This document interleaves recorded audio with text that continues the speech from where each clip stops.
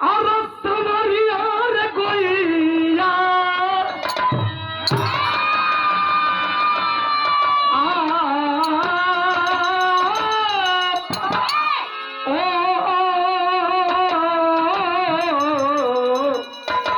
भोले बाबा जोगिया हो मोर राम।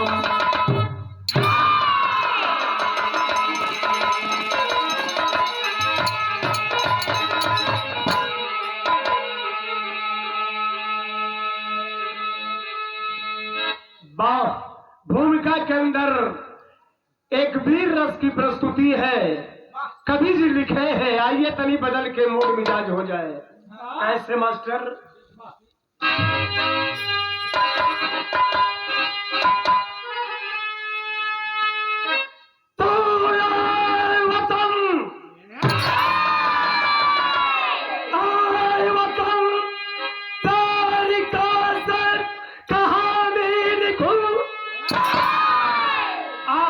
करती कलम तेरे गुणगान को दामन की तरी छिपी अरतिया पत्थर बनाई तू चट्टान को ज्वान जगजीत फौजी रहा नौजवान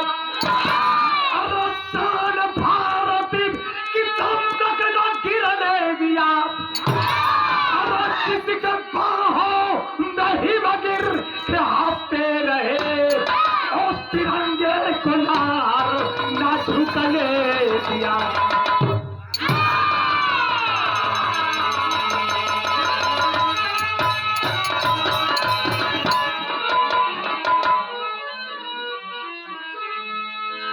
देशभक्ति विरहा और विरहा के कहानी का शुरुआत जैसे हो।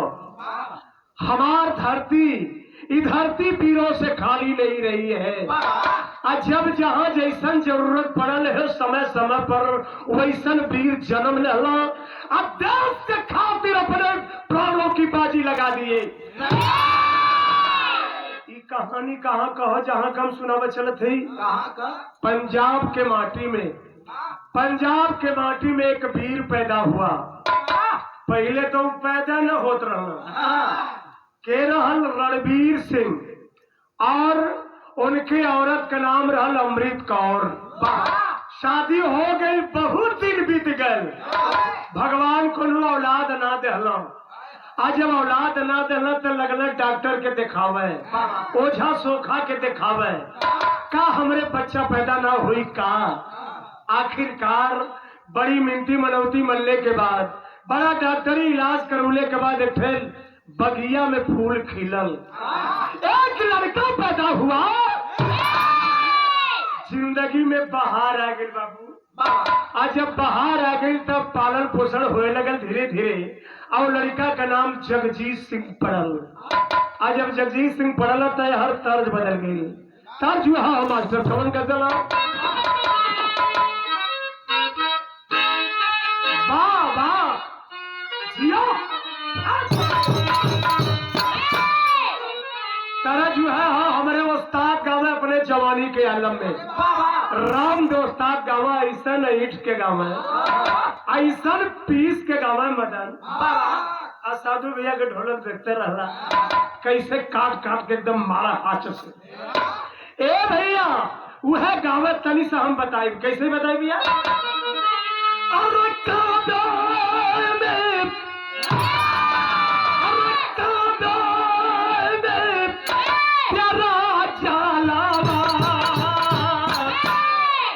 काशी में नजारा है जिया मालिक जिया छुआ के हटा ले। ए भैया तर्ज है हो, लेकिन बिरहा में हम कैसे गौली। 2012 में बिरहा दंगल 2 हुआ, महुआ चैनल पर टेलीविजन के सामने आप लोगों ने देखा। 10 लेडीज गाली, 10 जेंट्स कलाकार। आए थे हम में रहले जज के बनल रहल भैया परशुराम यादव बिरहा के भीष्म पितामह आज नहीं है। भगवान उनकी आत्मा को शांति दे। कुछ दिन पहले देहावसान हो गए और भाई सुरेंद्र यादव भाई विजयलाल यादव एंकर बने थे रानी चतुर्वेदी। एक दिन हमार बिरहा फंस गई लो चैनल में बिहार के गायिका मीरा मूर्ति से। मीरा मूर्ति खूब ताल ठोकत है गावत है मोटका गदहवा बनरा कली की है मीरा। अरे मीरा छोट न रही हमसे बड़े दुलार में कली। अरे मीरा सुन बाल चरण 45 साल से बिराए गावत हो घास घरवा ना छिलना तो हमहू लहा देवी का लहौली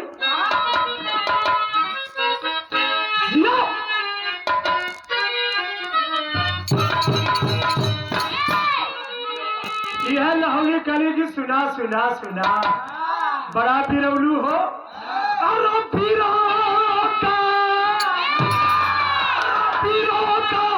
हराना है कभी पार न पाओगे। अरे बिरहा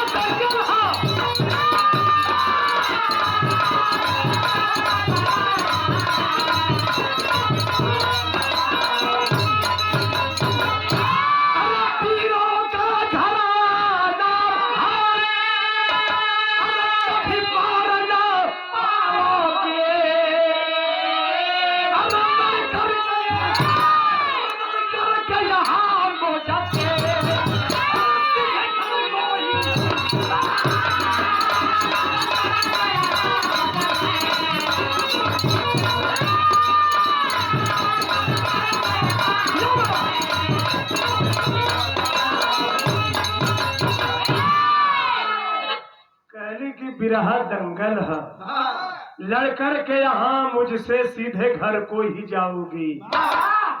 ए वही आई तो तर्ज रहल लेकिन हमरे बिरहा में कवि जी भाव लिखले हुआ कैसे मास्टर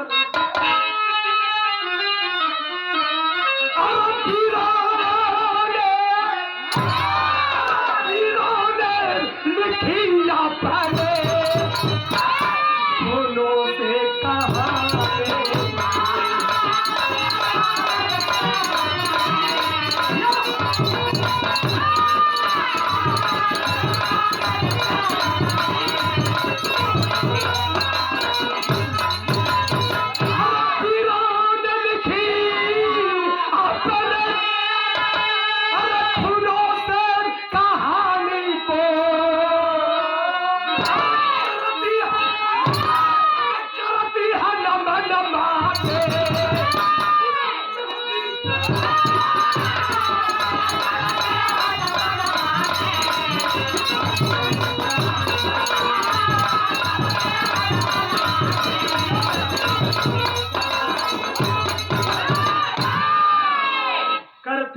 नमन माठी उस चढ़ती जवानी को। एहिजे से कहानी का शुरुआत था। जगजीत सिंह का पालन पोषण होने लगल धीरे धीरे बड़ा होने लगना धीरे धीरे चले लगना। आज जब चले लगले तो कुछ दिनवा में दौड़े लगना। आज जब दौड़े लगला तब आउर बड़ भइला तनी आउर चलाक भइला तो लड़कन के साथे खेलने लगना। इस साथ में कवि जी लिखले हो कि खेलने लगना आ का खेलत हो शीशवा वाली गोलियां जो गड़ावा बना के गुच्छिया बना के लड़कवा पिलावल अकल एक मारा एक रही कि झार रही। ए भैया निशाना बड़ा अचूक रहल मारा हाथ से जीत ले हरा दे। अब का भयल माता पिता स्कूल भेजे लगना लेकिन पढ़ाई में एकदम जीरो मन नहीं लगा था पढ़े में। आखिरकार जाए घरे से बस्ता लेके अपन कॉपी किताब लेके पढ़ बीच रास्ते में गोली खेलने लगा चलिया में घरे। शाम के घर चले घरे चलिया में माता पिता सोचे करे बाप रे बाप हमार बेटा पढ़े गल लेकिन स्कूले से खबर आई विद्यालय से मास्टर साहब खबर भेजला कि आपका लड़का पढ़ने नहीं आता है। माई पकड़ ले बाल पकड़ के इतना मार मरने कहनी की करे करे तू है गोलियां खेलले गोलियां काम दे ही। हमार माई जैसे बचपन में इतना मार मरलस हमके, हमरो पढ़ाई में मन ना लगे भाई। आ एक दिन का बात हो कि हमार माई ये बिरहा में हमार बचपने से मन लग गए। पैदा भली 5-6 साल के बाद प्राइमरी स्कूल में पढ़त रही कक्षा 3 में। लगली बाल सभा होए लगल शनिवार के, कवि जी हमारे बिरहा लिखते रहना। रामदेव उस्ताद बुल्लू उस्ताद का बिरहा हमारे क्षेत्र में रहल। हम गावत रही तो बुल्लू उस्ताद कहल कि ये कवि जी ये लड़कवा के सिखावा बड़ा बढ़िया बिरहा गाई। कवि जी सिखावे लगल, बिरहा गावे लगली। तब पढ़ाई में मन हमार ना लगल। पढ़ाई तो खाना पूर्ति है भइल। माई हमार पकड़ ले हमार बाल आ कहनी मारा लगनी। कहनी कि करे पढ़बे ना तहारी लड़नवा काम दे ही, लड़नवा गावत हुए।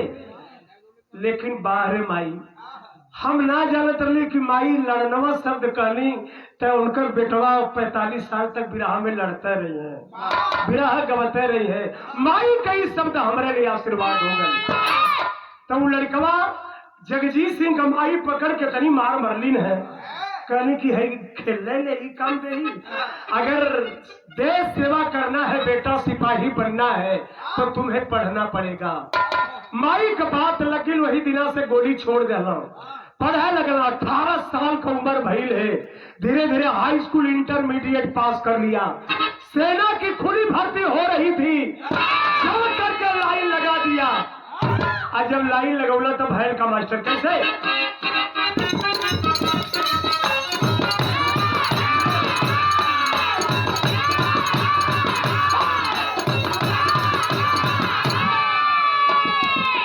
मुल्क पंजाब का जगजीत नौजवान रहा।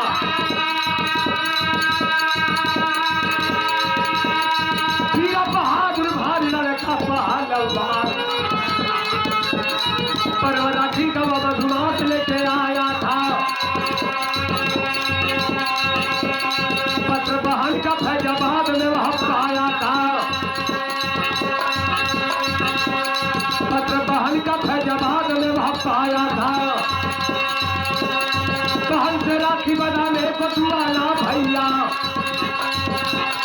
बधा कर राखी माँ की लाज बचाना भैया।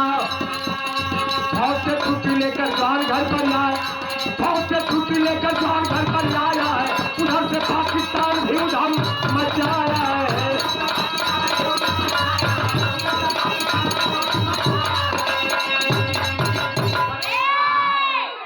अरे वाह, सेना का खुली भर्ती होत रहल। 18 के पार उम्र हो गई रहल। लाइन लगौला ऐसा भगवान का माया की सेना में भर्ती हो गई ना। जब भर्ती हो गई ना, ट्रेनिंग पूरा कैला, उनका ड्यूटी लग गई है फैजाबाद छावनी में। आज ड्यूटी लग गई है, ड्यूटी करत हो। तबले घरवा से चिट्ठी बहनिया लिख के भेजलस कि भैया अरे बड़ा पवित्र त्योहार रक्षाबंधन का आ रहा है, आ जाइए बहन से राखी बंधवाने के लिए। अपने साहब के पास गईलन, कहला कि सर मुझे छुट्टी दे दीजिए, ये बुलावा पत्र आया है। साहब छुट्टी ना देहला। जब ना देहला तो बहनिया थोड़ा इंतजार कैलस, एक और चिट्ठी लिखलस, भैया ना का गला रूद गल, आंख में आंसू आ गए। यह लिखली कि भैया ना का माई चारपाई पर गिरल है, बीमार पड़ल है, तो हर रास्ता देखा था भैया तू जल्दी से जल्दी आवा। चिट्ठिया खोल के पढ़ना। मालूम भैल साहब के पास गिरस और सैल्यूट मारता है जवान।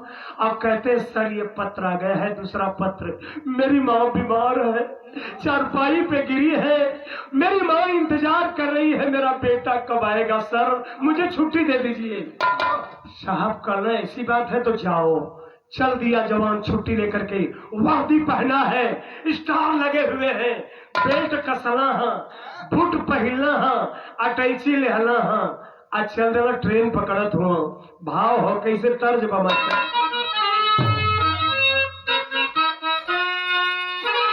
वाह, अरे वाह, तनिको कमजोर नहीं बा, एकदम ही रामे देव उस्ताद वाली तर्ज हो। आइटम कोनो करोड़ रस का नहीं है, वीर रस का भाव है। हमरे उस्ताद गावे अपने जवानी के आलम में, कैसे गावे के पिया परदेसी, अरे पिया परदेसी न भावे अगनवा,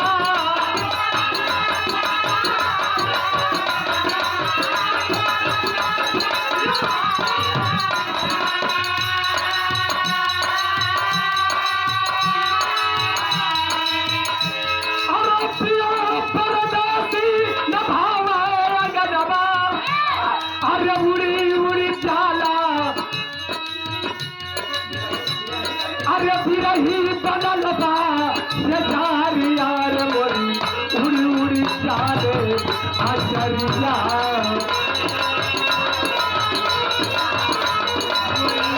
उड़ी जाले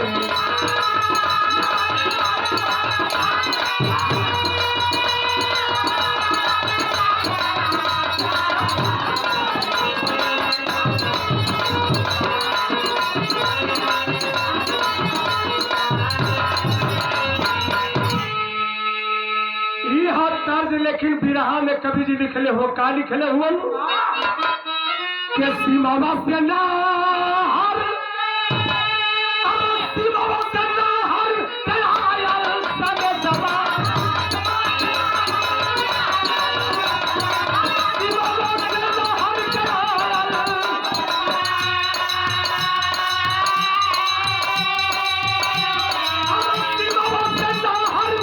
आयल सगे सवा, सरहद पर होला तूफान वारे जो है तो हराते बनवा,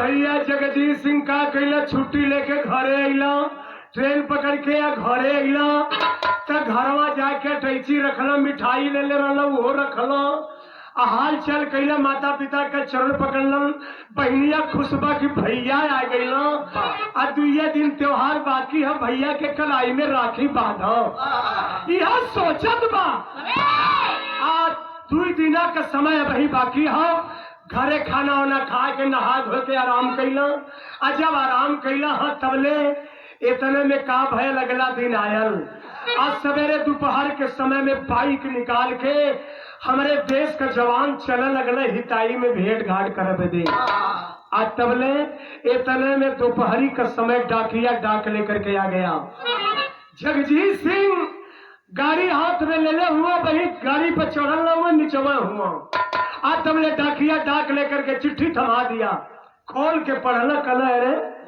का लिख रहा मास्टर, यह लिख रहा, अरे जननी हार आज रहिया तो हार हो, अरे आके लाल पाचल हाथ भवा हमार हो,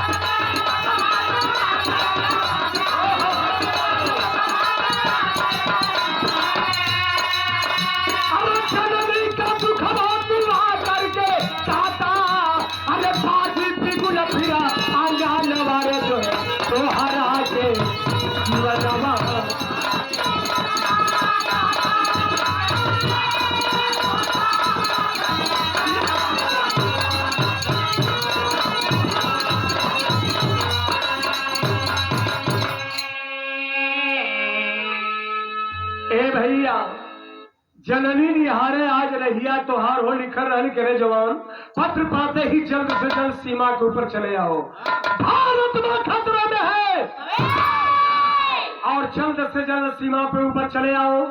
आज जब यह बतिया लिखल खोलना, खोल के पढ़ला तब मन एकदम थोर हो गया, मनहूस हो गया, सोचा लगल के रे बाप का सोचत हो बाबू, अली बहिन से राखी बंधवावे बदे अब कैसे कैसे अली, झूठ बोल के अली, माई के बीमारी का बहाना बनाए के अली, आ घरे अली, अभी रखियो ना बंधवली, अब तो त्योहार एक दिन और कलिया त्योहार हो राखी कर, तो का करी राखी बनवा ले कि अब बह जाई, दिमाग काम ना करत हो।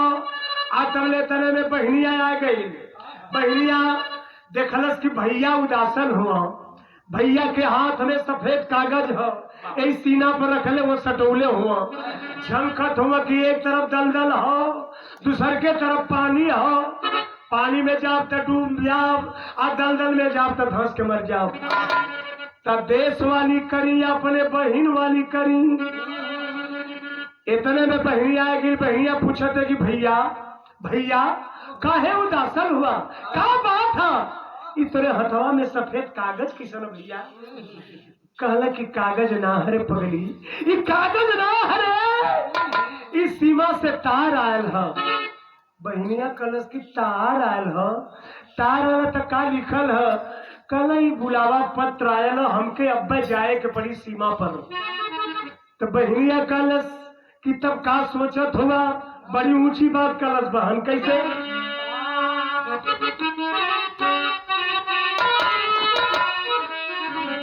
तरह जो है बा, जब मल्लाह भाई लोग का औरत नैया का पूजा करेली, तब वो समय गावली, कैसे गावली बाबू, अरे तोहा के चढ़ाई बाप मैया,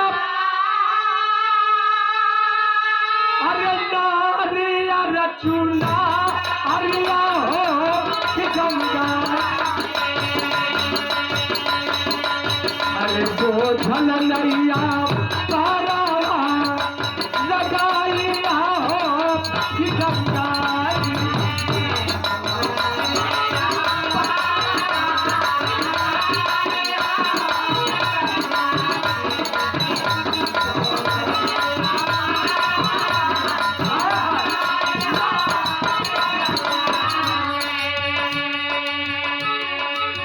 लेकिन वह जवान कह रहा है जगजेत सिंह अपने बहन से, अरे बोला है बहिनिया से,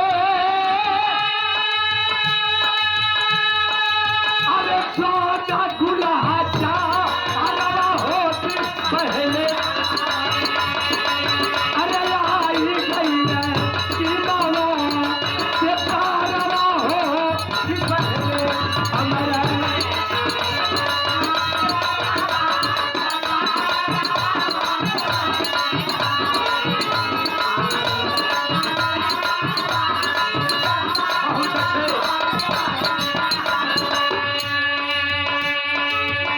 जनने पुकार जइबै, अब माता के बजा रवा हो कि पहले,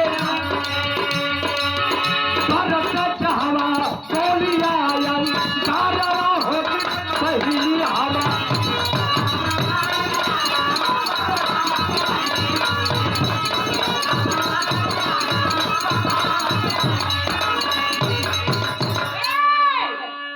बहनिया कलश की भैया, अरे कल लड़ने से डर लगा था, सीमा से तार आल तो तेरी कौन बात का भैया, अरे ये रक्षाबंधन वाला त्योहार तो हर साल सावन का पूर्णिमा आई, अब की साल न बांधब तो अगले साल बांधब, लेकिन अगर देश का पानी चल जाई तब फिर लौट के ना आई।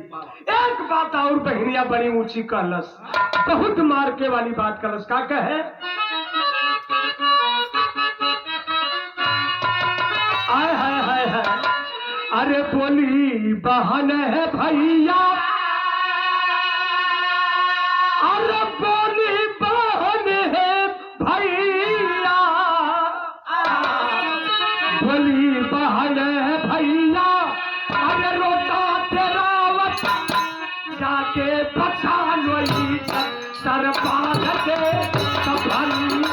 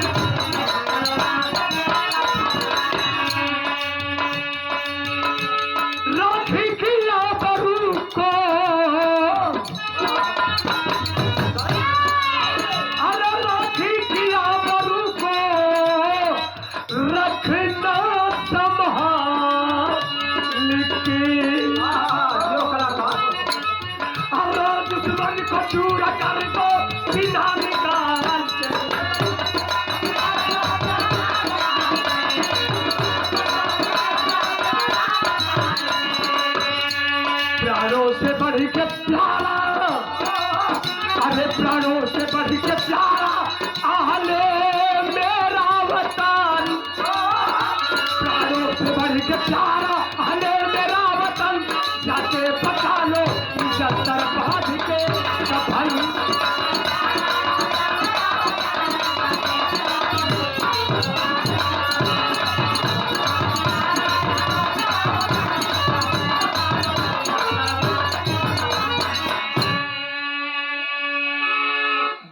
बहन देखा बहन होकर ऐसन बहनिया गलत के भैया अरे जा लड़ के देश का पानी बचाना अगर जियत रही तो लौट के यहाँ तो फिर राखी तोरे कलाई में बांधो। इतना बात कहलस कि भैया हनुमान बन के लंका फूकदा दुश्मन के लंका के फूकदा और सीने में गोली खैया और रण में पीठ में दिखैया। ए भैया बहनिया जब इतना बाप का नशे जवान वर्दी पहना है और राखी ना बधौला चल देना बहनिया एक लोटा पानी आगे आगे लेके चल देलस पीछे पीछे वर्दी पहन कर टैंची ले ले भैया भैया के पीछे माई माई के पीछे बाबू रोडवा पर गईला है सड़किया जैसे बा भैया वही सड़किया पर गईला बस का इंतजार करे लगला आतमले बसिया आइल बहनिया लोटवा का पनिया थमा देलस कलस की भैया ला हर पानी पी ला जा जा भैया लेकिन लौट के जल्दी भैया भैया हम तो हर रास्ता देखा तेरी का भाव हो कैसे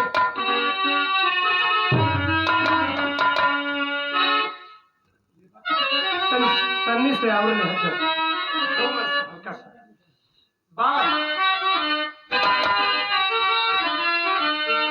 अरे बहनिया तुहरा जोही रैया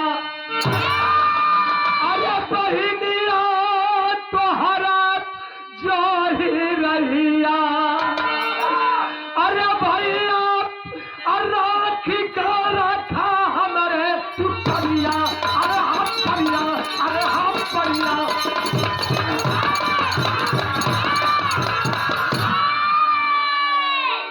कौन तब चला बहादुर छम्ब क्षेत्र पहुंचा बलखा कलम उठा दिमाग के ऊपर बैठ गया मन लगा के कहा अरे चला के गोली साथ सिपाही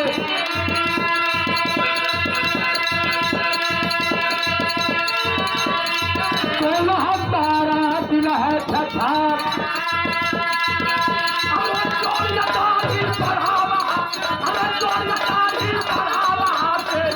नहीं सुना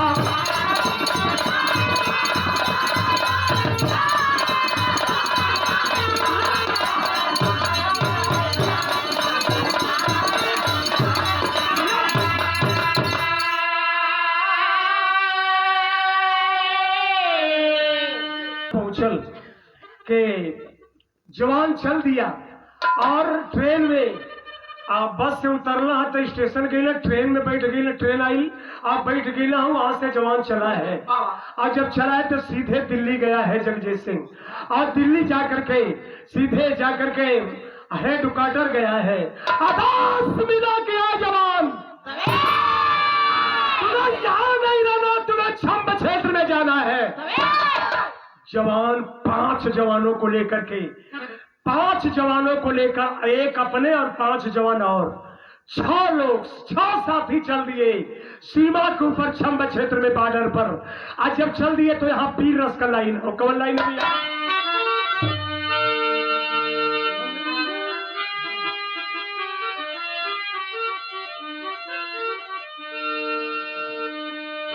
अरे वाह यह वीर रस का लाइन है बढ़ा देना का चले कोई बात नहीं है।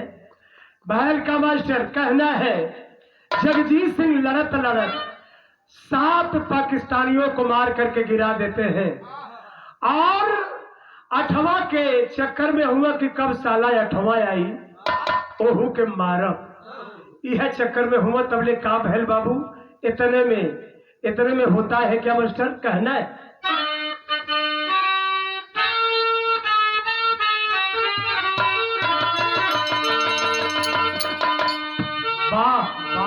बारे देवराज भैया एकदम मेन पॉइंट एकदम मलाइये कटत रहल है। देखे कहना है कैसे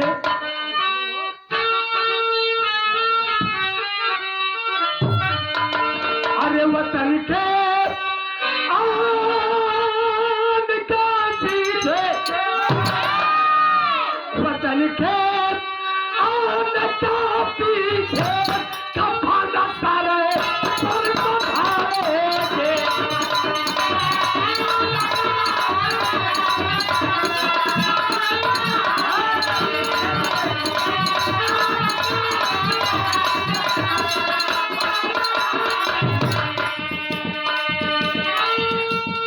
वाह, एकदम वही जुनून रहे, वही जज्बा रहे। 12 दिवसीय कार्यक्रम हो, इनाम मिले चाहे न मिले, जो सुहर है। माना कि हम 10,000 पब्लिक में गावत है, माना कि हमके 5,000 इनाम मिलत हो, ई कल्पना करके गईबा तब तक विरहा तो विरहा हुई, आ नहीं तो हाँ, हरे राम हरे कृष्ण का तैयारी उधर है। कहना है कैसे वतन काला निशान पीछे कफन सर पर बधाए, हम कफन सर पर बधाएंगे। अरे शहीदों की धरोहर को, शहीदों की धरोहर को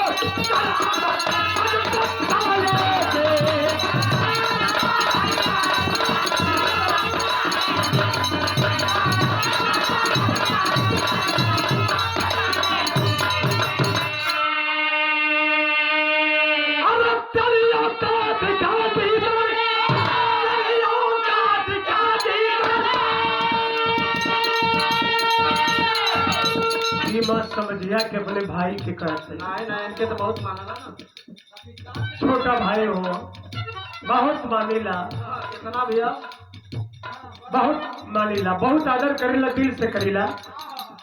और इनसे हमारी संबंध भाई तो बिरहा जगत में कलाकार बहुत हुआ, लेकिन जो दिल से आदर अगर कोई करता है तो मैं राम जन्म को अपना छोटा भाई, 3 भाई है, चौथा भाई मैं मानता हूँ।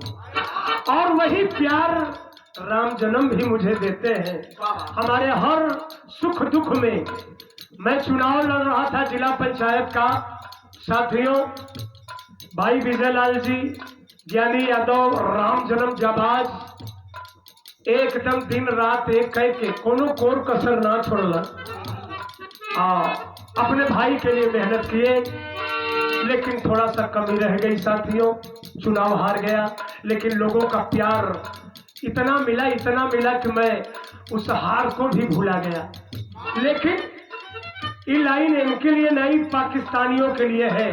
तेरी औकात क्या किधर, क्या कहना है?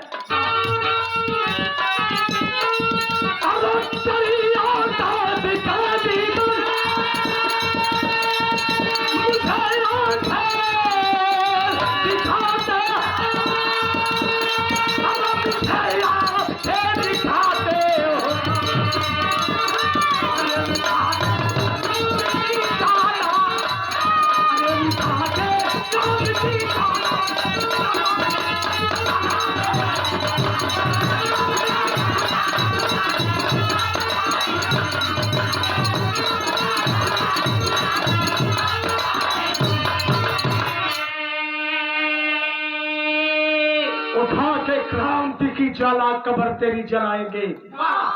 आए है ए भैया, जगजीत सिंह यही सोच रहा है कि 7 पाकिस्तानी के मरले है, 8वां के आई तो मारो, ठीक सामने निगाह लगूले हुआ, 8वां हर से आई, लेकिन ठीक बगल से एक पाकिस्तानी सैनिक दूरबीन से देख रहा है। दूरबीन से जगजीत सिंह की गतिविधियों पर ध्यान दे रहा है, सोच रहा है कि अरे ये 7 पाकिस्तानियों को मार गिरा दिया, 8वां के चक्कर में है, तबले वो धोखा कैलस, वो पाकिस्तानिया धोखा कैलस, साइड से निशाना साध करके करता है क्या बाबू, तर्ज बदल गई।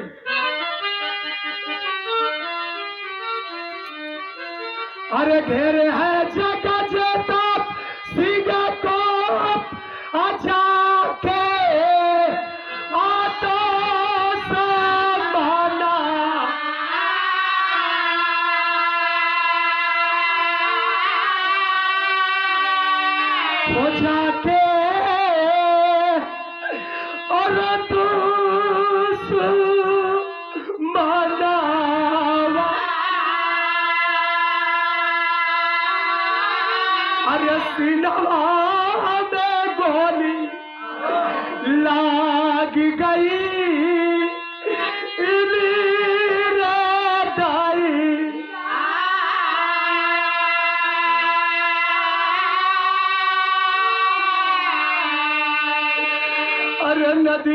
किनारे अब झंखला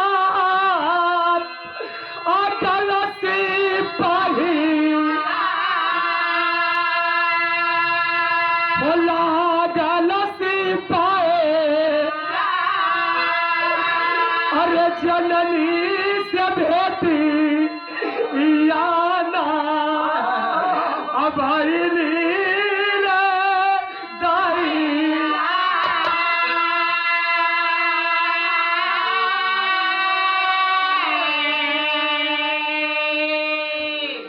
बाबू जगजीत सिंह 7 पाकिस्तानियों को मारा है, लेकिन 8वां के चक्कर में रहना तबले पाकिस्तानी बगल से धोखा किया, निशाना साध करके मार दिया। हमारे देश का वह लाल जगजीत सिंह यही सीना के बगल में पलई में गोली लगल है बाबू।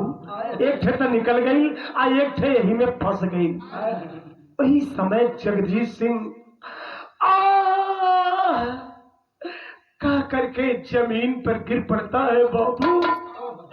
आज जब जमीन पर गिर पड़ना तो झमखे लगना, आंख में आंसू आए गए कि देश का कर्जा तो चुकाए देली, 7 पाकिस्तानी के मार के माई के दूध का कर्जा चुका देली, और माई के दूध का कर्जा चुका देली, बहन के राखी का कीमत चुका देली, बाबू के पगड़ी का सम्मान बचा लेली।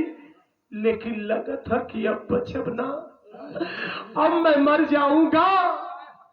यही हमारे देश का वह लाल सोच रहा है। तबले तरह में भयल का मास्टर तर्जबा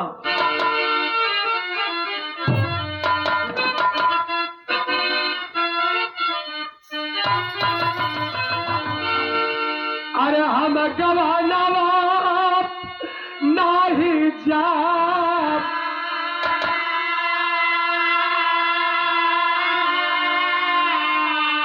अरे हम गवाना नहीं जो, नई नई प्रीता लगल हिरानवा, हम गवाना नहीं जा।